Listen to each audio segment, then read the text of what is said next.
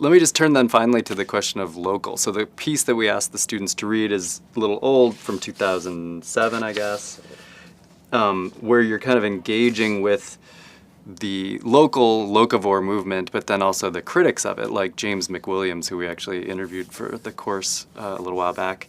But it sounds to me, I mean, the reason I like your work and his is that you're both very careful to follow the reasons and the arguments where they take you, and you don't seem attracted to kind of orthodoxies, but rather to what seem like real solutions. And sometimes they're complicated and messy and involve taking a lot of things from different places.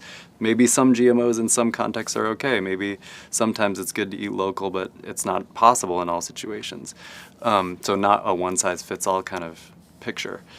In this piece, it looks like you're advocating against McWilliams for something like a local picture, but broader than some arbitrary 100-mile radius, something that you're calling a regionalism. So can you just tell us a little bit more about that? Yeah, so it is a very non-dogmatic approach, and it's this idea that I think we're going to have to move to anyway, because the way things are working out in places like California and the Midwest, where every region of the United States and of the world has its own ecological advantages and disadvantages, and there are ecological niches where you can produce without harming the environment very much. You can produce a lot of, several different kinds of crops. Mm-hmm.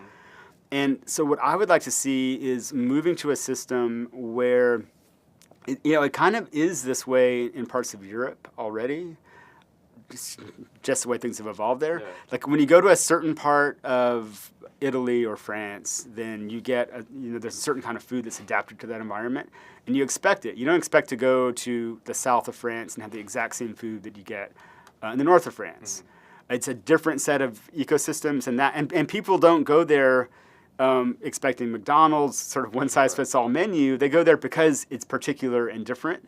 And I think that kind of system that is based on more of a regionalism is a lot better, and maybe each region is going to produce a surplus of something that it would trade with that would go to other regions, and it's going to produce a lack of something else, for example, coffee or olive oil, that is going to come from other regions, and that's fine.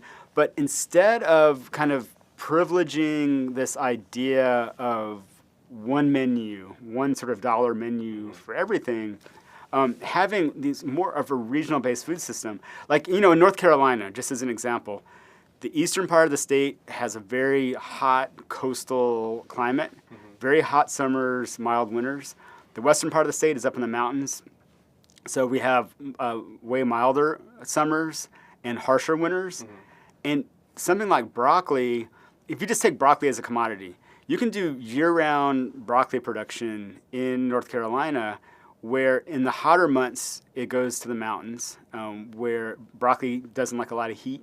A lot of really hot summer days and nights make it bolt and not do very well. So you have broccoli growing in the western part of the state in the summer, and there's more broccoli being produced in the population, so it moves off the mountain and into the eastern part of the state as well. And then when the winter comes, it's way too cold to grow broccoli, even in a greenhouse in the western part of the state. But you can pretty much make it go year-round down east. And so you had this system where people in that region, with this is the advantage of these two radically different ecosystems, and one kind of in the middle, the foothills ecosystem. Yeah.